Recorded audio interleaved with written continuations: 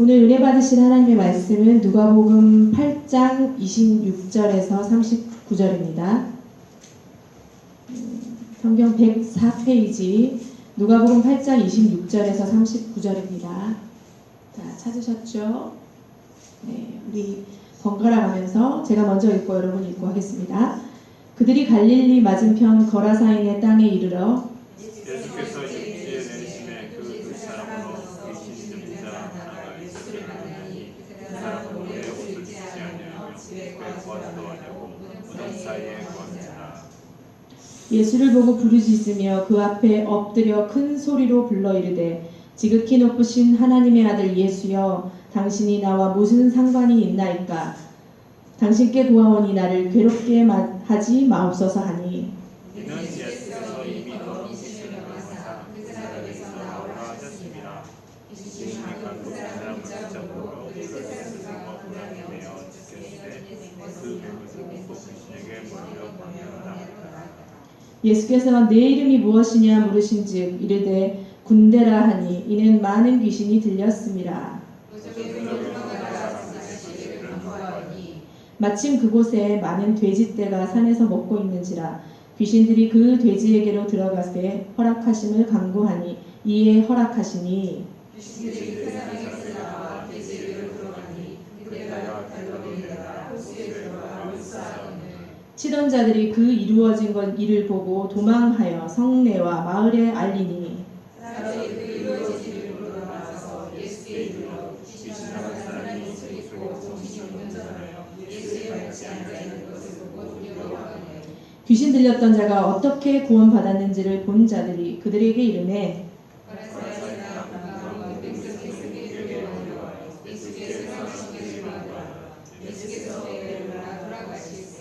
귀신 나간 사람이 함께 있기를 구하였으나 예수께서 그를 보내시며 이르시되 집으로 돌아가 하나님이 내게 어떻게 큰 일을 행하셨는지를 말하라 하시니 그가 가서 예수께서 자기에게 어떻게 큰 일을 행하셨는지를 온 성내에 전파하니라. 아멘. 아멘.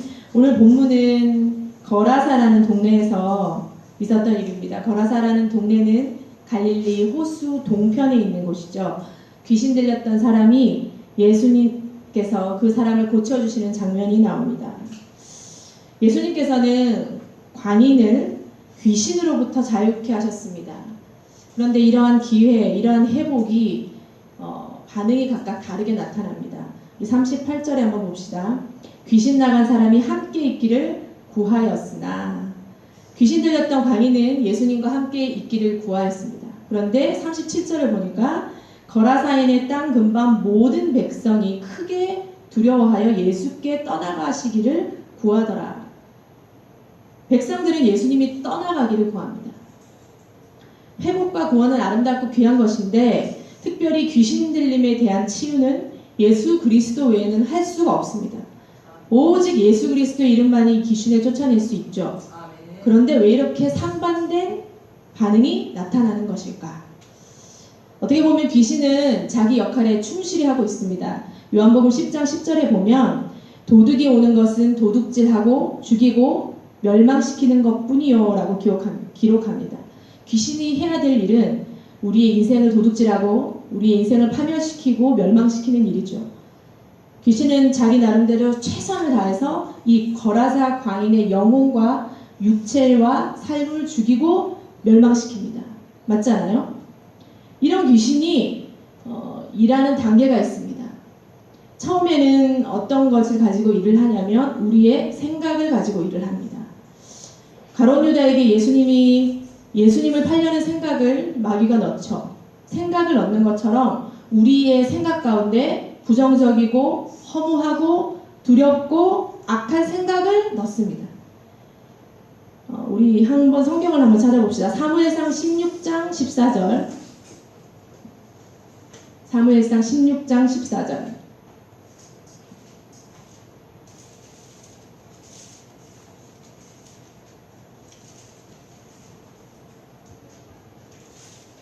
자, 사무엘상 16장 14절 제가 읽어볼게요. 여호와의 영이 사울에게서 떠나고 여호와께서 부리시는 악령이 그를 번뇌하게 한지라. 이 번뇌하다 이 말은 무엇이 엄습하는 겁니다. 두려움이 엄습하거나 덮치고 압도하고 그리고 무섭게 한다, 이런 의미를 갖고 있거든요. 사울 왕에게 갑자기 두려움이 엄습하는 거죠. 덮치는 겁니다. 사울의 직업이 무엇이었습니까? 왕이잖아요. 왕이 해야 할 일은 뭐냐면 백성들을 지켜주는 겁니다. 근데 이 왕이 백성을 지켜줄 수 있는 능력이 자신에게 없는 것을 발견했어요. 사실은 왕이 지키는 것이 아니라 이 백성을 누가 지킵니까? 하나님이 지키시죠. 그런데 하나님 관계가 멀어지고 나서 사울 왕이 하나님과의 관계 때문에 멀어지고 찾아오는 것이 뭐냐면 두려움인 거죠. 그래서 하나님이 자신을 지켜주지 않기 때문에 내가 내 자신을 지켜야 되고 내가 내 왕권을 지켜야 된다, 그 생각이 들기 시작을 한 거죠. 그때 찾아오는 게 무엇이냐? 두려움입니다. 사울의 인생에서 가장 중요한 것이 뭘까요? 왕권이죠. 왕권. 그렇기 때문에 가장 두려워하는 것도 이 왕권이 빼앗기는 겁니다. 모든 인생의 목적과 초점이 이 왕권에게 있기 때문에 다윗이라는 라이벌이 나타났을 때 왕권이 뺏길 수 있다는 이 두려움이 엄습하는 거죠. 우리도 내 가족과 내 건강, 재산, 직장, 사회적 지위를 내가 지키려고 할 때 얼마나 두렵습니까? 그 두려움으로 인해서 오는 모든 어려움들에게 방패를 치고 보험을 들고 그렇게 해도 매일매일 칼이 엄습하는 것 같은 생각이 듭니다. 우리가 하나님과 멀어질 때 가장 먼저 나타나는 현상이 이 두려움입니다. 이 두려움이라는 생각이 밀려오고 두려움이란 감정이 밀려옵니다. 여러분도 아시다시피 아담과 하와가 죄를 범하지 않았습니까? 근데 아담과 하와가 죄를 짓고 가장 먼저 한 것이 숨는 거였어요. 왜 숨었을까요? 두려운 거죠. 죄는 하나님과 우리 사이를 멀어지게 하기 때문에 하나님과 멀어짐으로 말미암아 생기는 것이 두려움이죠. 하나님이 물으십니다. 아담아, 네가 어디 있느냐? 근데 아담이 뭐라고 하냐면 내가 동산에서 하나님의 소리를 듣고 내가 벗었으므로 두려워하여 숨었나이다, 그렇게 말을 합니다. 하나님의 음성을 듣고 두려웠대요. 하나님의 음성을 듣는 것은 모든 그리스도인이 원하는 거지 않습니까? 여러분이 기도할 때 매일 그 기도를 하잖아요. 하나님 말씀해 주십시오. 그리고 주님의 음성을 따르겠습니다. 말씀만 하십시오. 주님 사랑합니다. 말씀만 하십시오. 근데 아담에게 하나님이 말씀하셨는데 그 말씀이 오히려 두려운 거죠. 숨고 싶은 거죠. 하나님의 말씀을 거부하는 겁니다. 사울도 마찬가지입니다. 사울에게 임한 이 두려움 더하기 다윗에 관한 시기, 이 시기와 두려움이 악한 영들을 움직이게 하는 거죠. 영적인 곳에는요, 회색지대가 없습니다. 사각지대도 없습니다.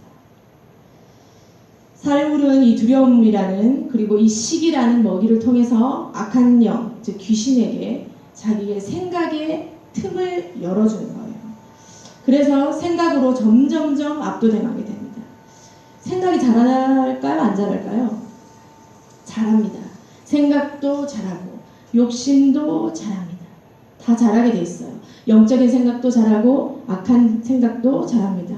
그래서 생각이 잘하면 어떻게 되냐면 잘하고 커져서 또 다른 생각을 낳습니다.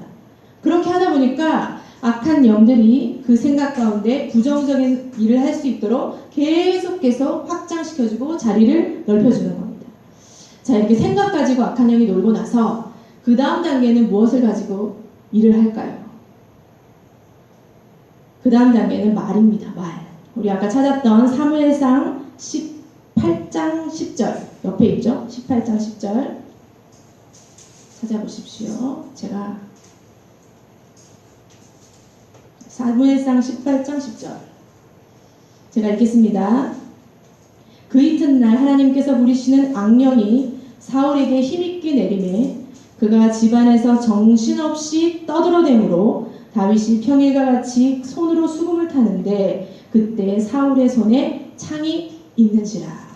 자, 이제 뭐 할 차례라고요?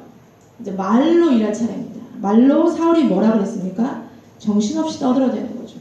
이 정신없이 떠들어대다는 이 원어의 의미는 마치 선지자가 하나님의 영에 크게 감동되어서 하나님의 언어로 선포하는 것들, 그런 거랑 똑같은 행위를 말합니다. 예언적 선포, 예언적 행위.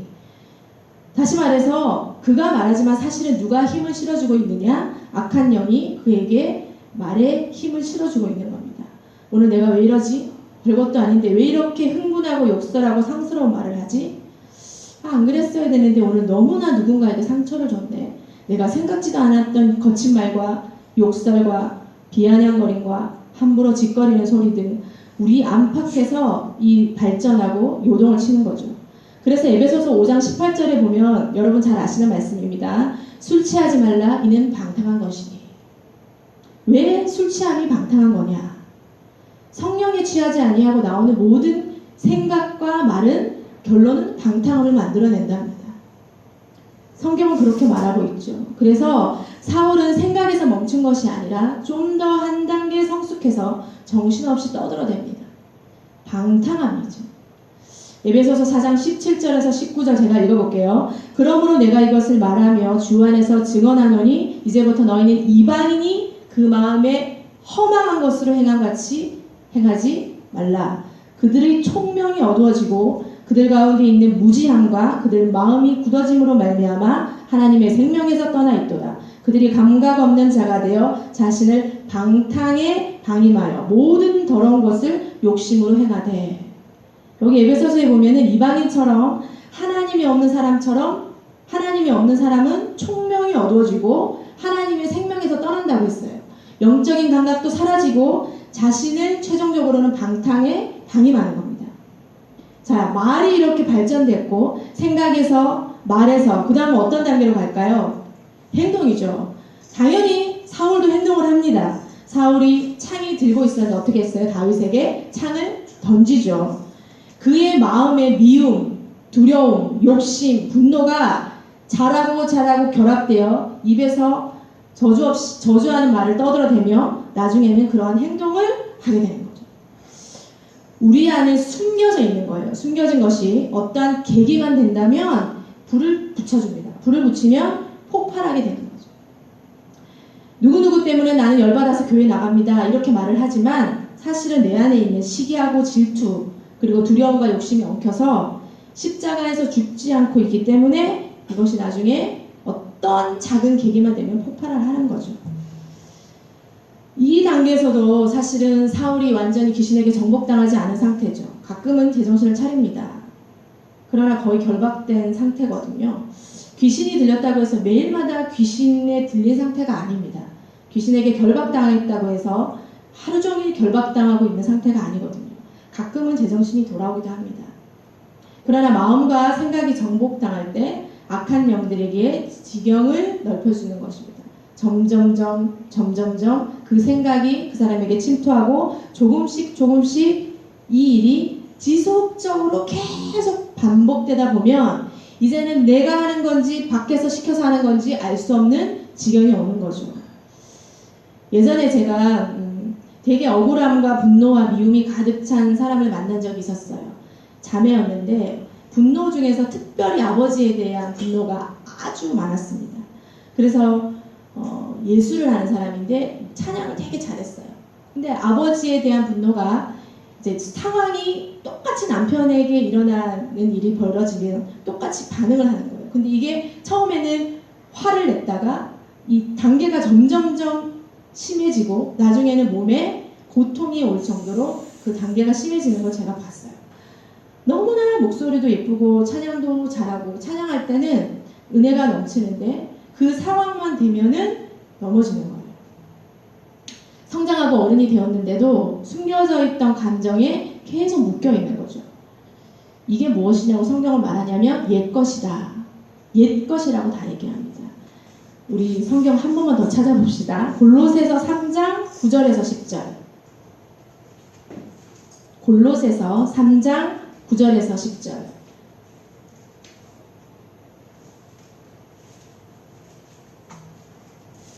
자, 골로새서 3장 9절에서 10절인데 다 찾으셨나요? 네. 제가 읽어보겠습니다. 아니, 다 같이 읽겠습니다. 골로새서 3장 9절에 10절 시작. 너희가 서로 거짓말을 하지 말라. 옛사람과 그 행위를 벗어버리고 새 사람을 입었으니 이는 자기를 창조하신 이의 형상을 따라 지식에까지 새롭게 하심을 입은 자니라. 옛사람과 그 행위를 어떻게 하라고요? 벗어버리라. 혹시 여러분 어릴 때 살던 데 가본 적 있으세요? 제가 대학생이 되어서 6살 때, 5살, 6살 때 고무줄놀이하고 놀았던 아파트에 가본 적이 있어요. 근데 그 아파트가 연탄 보일러 아파트거든요. 공터에서 놀다가 어떤 우리 동네 오빠가 이렇게 방망이를 탁 휘둘렀는데 그 방망이에 제가 맞아서 앰뷸런스에 실려갔던 기억이 있어요. 그래서 제가 그곳을 가보고 싶은 거예요. 그래서 대학생이 되고 나서 찾아가 봤는데 15년이 지난 거죠. 15년, 16년 정도 지났죠. 그런데 가보니까 너무 작은 거예요. 저는 엄청나게 큰 공터인 줄 알았거든요. 모든 동네 아이들이 그곳에 놀았기 때문에 너무나 크고 너무나 거대한 곳이라고 생각했는데 가보니까 진짜 조그만한 동네였어요. 우리의 기억이요, 현실을 직시하기 전에는 항상 그 과거에 기억하고 있는 상태에 멈춰져 있어요. 그래서 초등학교 때 좋아했던 첫사랑을 만나면 다 무너지죠, 추억이. 내가 알던 그 사람은 이미 없는 겁니다. 나는 어른인데 내 기억의 안에는 아직도 과거에서 벗어나지 못하고 있는 거죠. 그래서 어른이 되어도 어릴 때 무서웠던 아버지, 어릴 때 폭행을 당했던 사람의 언제나 내 기억 안에는 무서운 분이기 때문에 그 사람 뒤꿈치만 봐도 그 사람 이름만 들어도 주눅이 들고 우리가 무서운 공포심에 쌓이게 됩니다. 사실은 그 어르신도 연세가 드셔서 연약해지셨을 건데, 그죠? 우리가 연약할 때 받았던 상처는요, 우리를 묶이게 만듭니다. 이렇게 묶인다는 것은 과거의 그 상태에서 성장하지 못하도록 바리케이트 치는 거죠. 항상 우리가 우리의 발목을 잡고 우리의 연약함을 통하여서 우리의 약한 부분이 드러납니다. 그래서 제일 중요한 것이 뭐냐면 이 왜곡된 인지를 복음으로 수정해야 됩니다.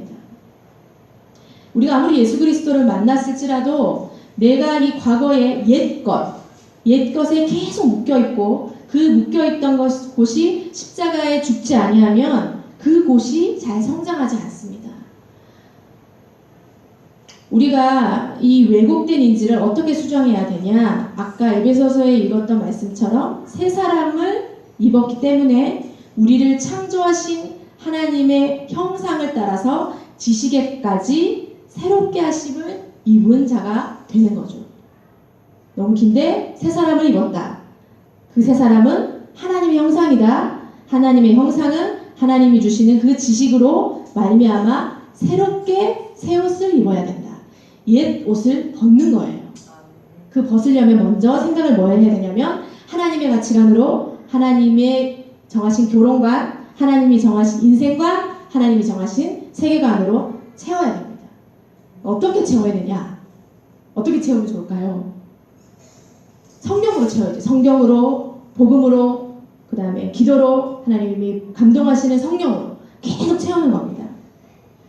제가 어떤 간증을 동영상을 봤는데 한 자매가 있었어요. 그 자매가 자기는 선천적으로 동성애자인 줄 알았대요. 자기가. 근데 복음을 듣고 나니까 그것이 바로 죄였다는 것을 깨닫게 되는 거예요. 왜곡된 그 사실들이, 왜곡된 것들이 그리스도의 복음으로 말미암아 새롭게 인지가 되는 거죠.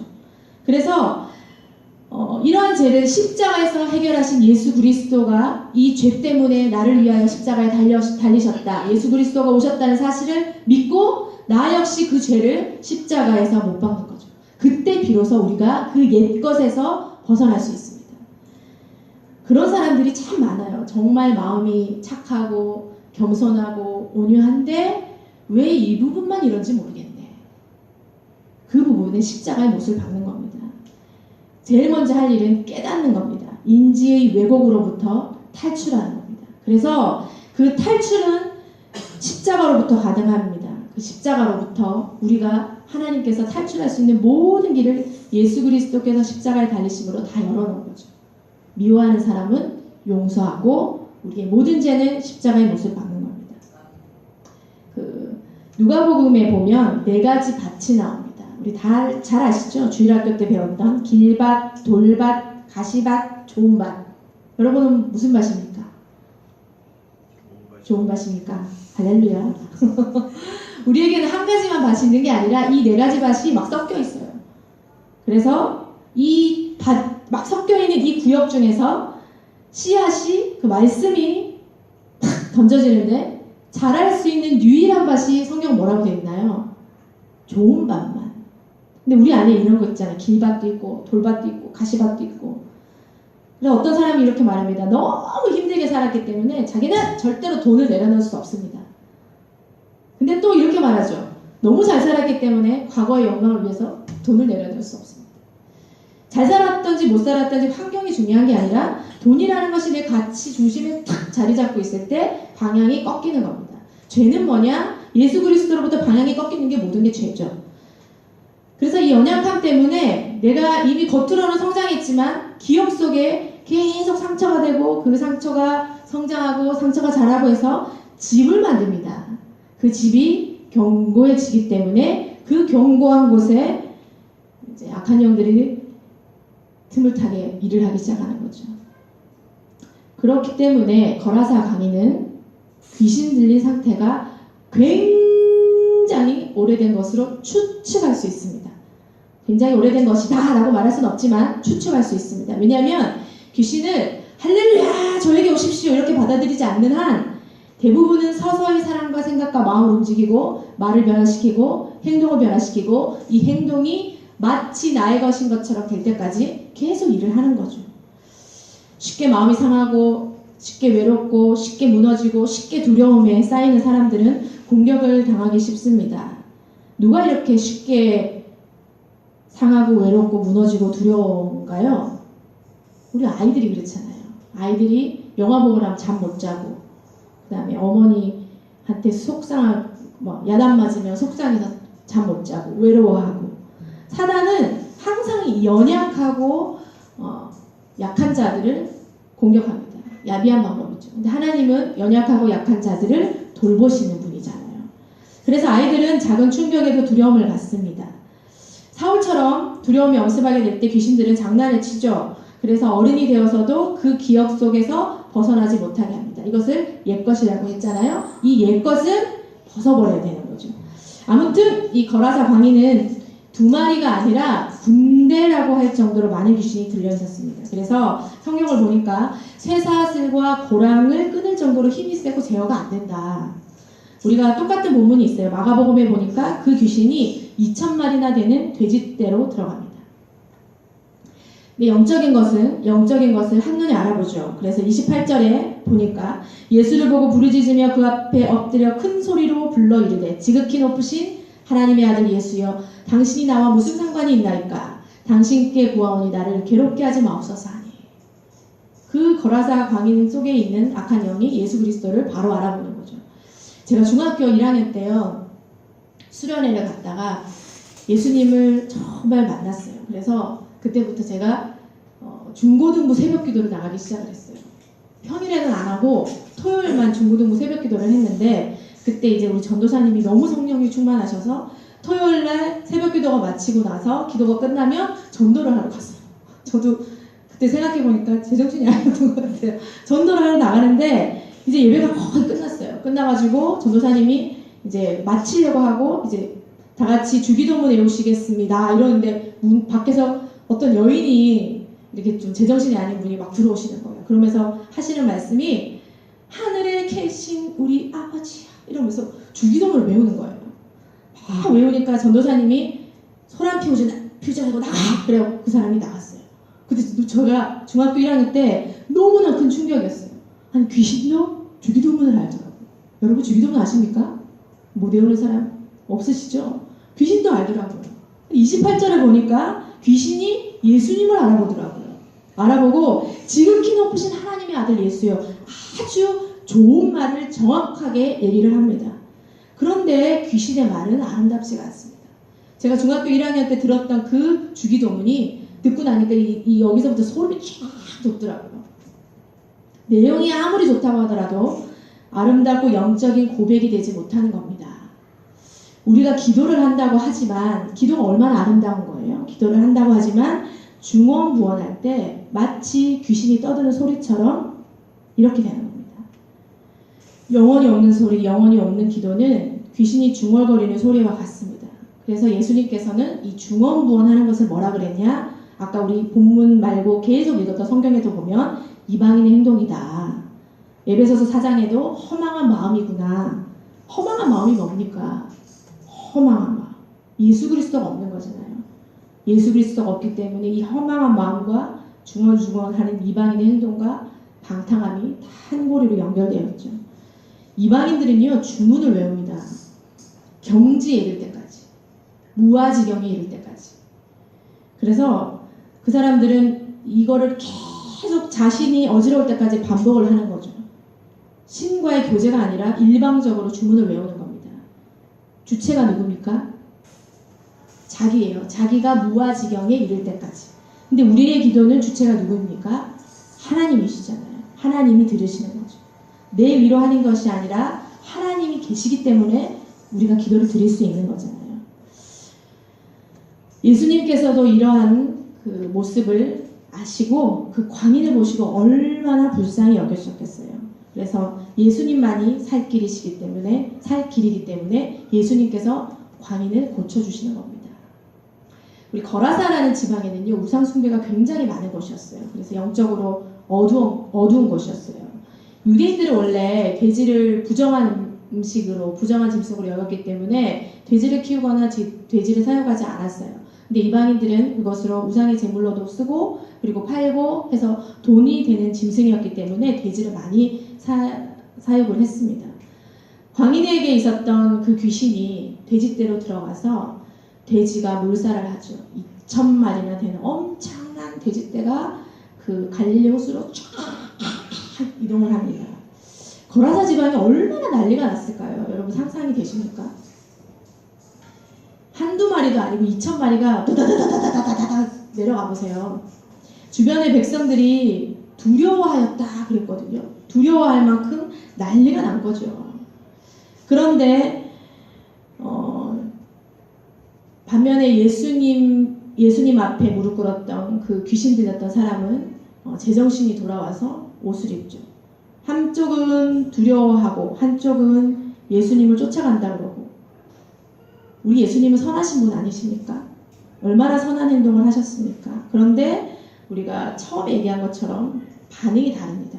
한쪽은 예수님을 두려워하지만 거부하고 한쪽은 예수님을 따르겠다고 하고. 왜 두려워하지만 거부했을까요? 손해가 생기잖아요. 손해. 경제적 손실이 예수님보다 더 크게 와닿는 거죠.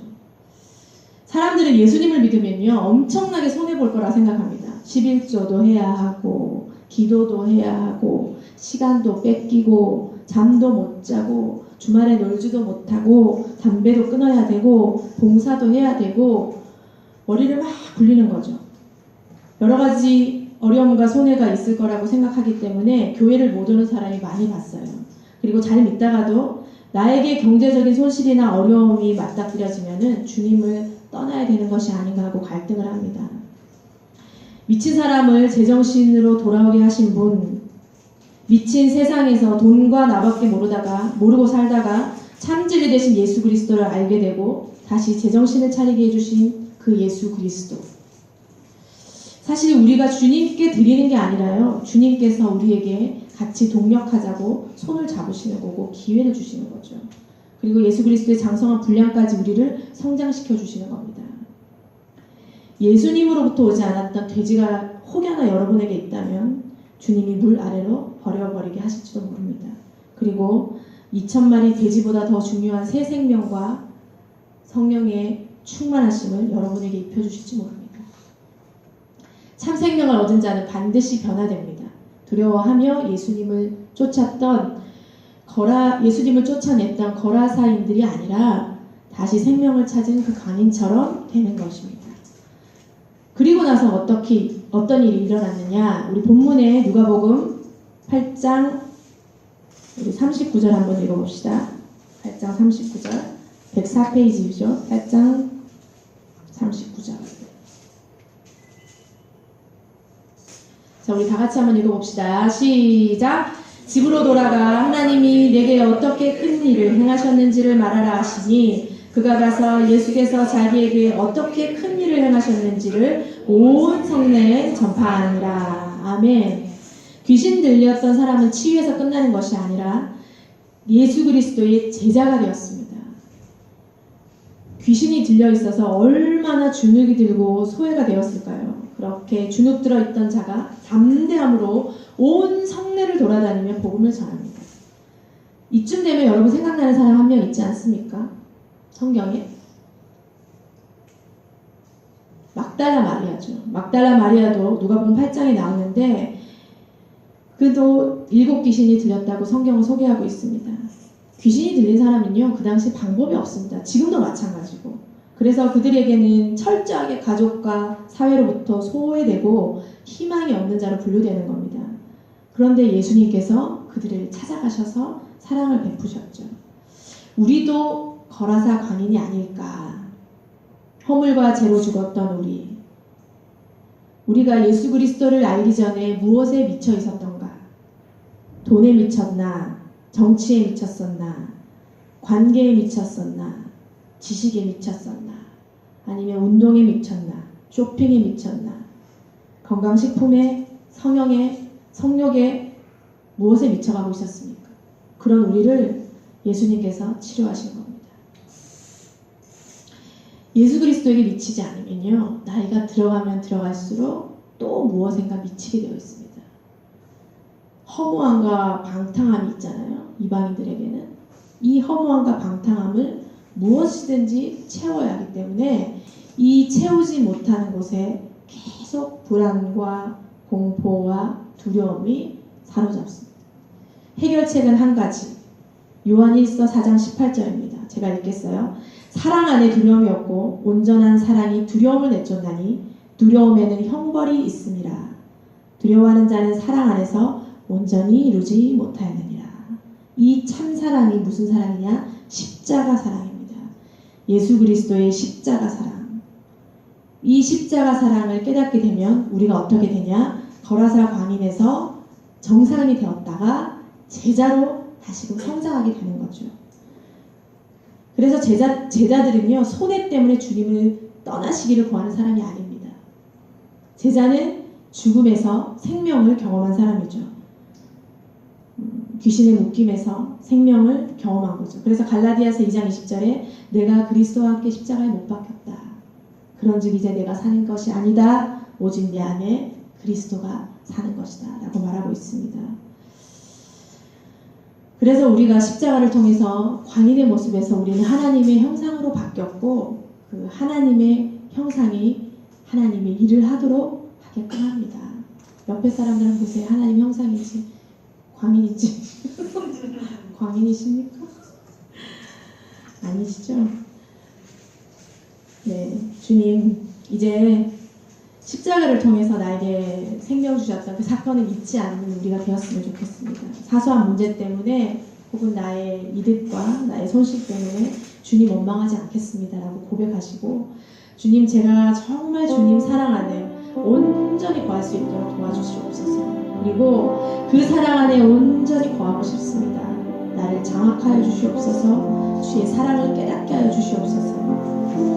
그렇게 고백하신 여러분이 되기를 예수 그리스도 이름으로 간절히 축원합니다. 우리 십자가 그 위에 찬양하시면서 자신의 모든 옛것을 육신의 것을 십자가에 못 박으십시오. 모든 분노를 못 박으십시오. 우리 다 같이 부르겠습니다. 십자가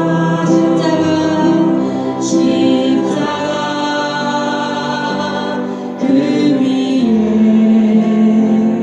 나 죽었네. 그 사랑 내 속에 한가시 우리 다시 한번 고백합시다. 십자가